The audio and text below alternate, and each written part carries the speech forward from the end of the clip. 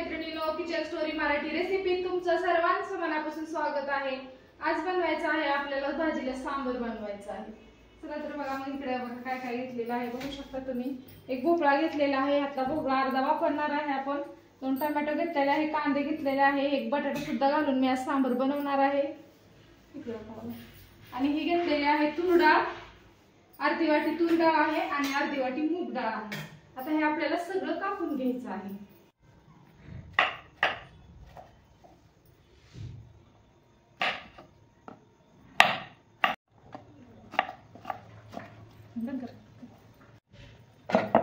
थांबा सांडासाठी करायचं माझ्या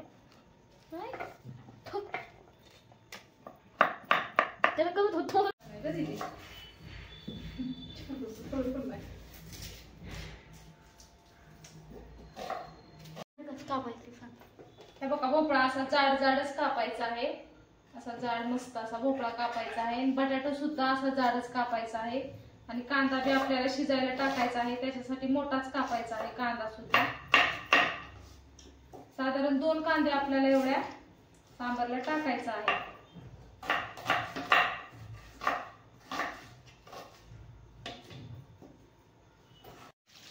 चालू केलं।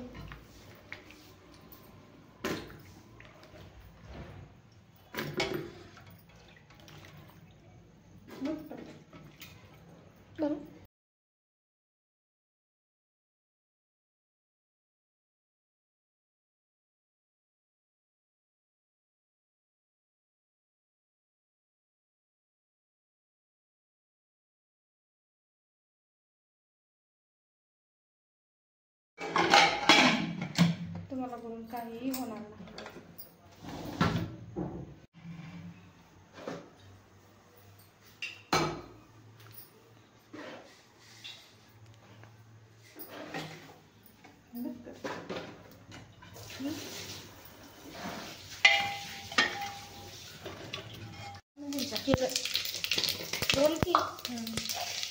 एक चमचा जिरे टाकलेला आहे, 1 चमचा मोहरी टाकलेला आहे आपण। 2 वेळा तेल टाकलेलं होतं। हे 2 कांदे बारीक कापून घेतलेले आहेत। हे थोडासा कढीपत्ता आहे।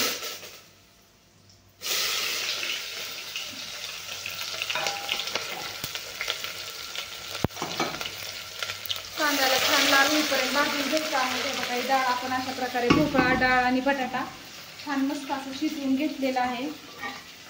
कांदा छान लाल झालेला आहे। आता आपण अद्रक, लसूण आणि कोथिंबीर हे बघा असा वाटून घेतलेला आहे। एवढं का वरून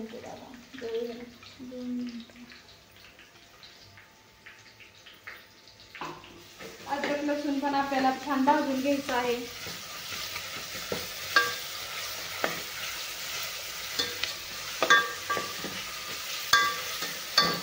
सगळे आपले भाजून झालेले आहेत। आपण आता टाकणार आहे हे आपलं लाल तिखट आहे घरचं,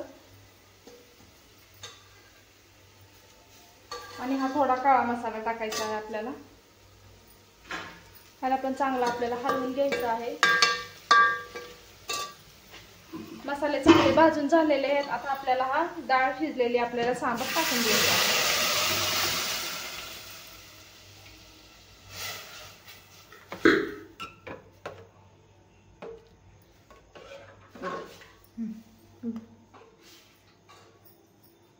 मीठ आपण टाकलेलंच आहे त्याच्यात डाळीमध्ये, तरी सुद्धा आपण चाकून बघून परत मीठ टाकणार आहे।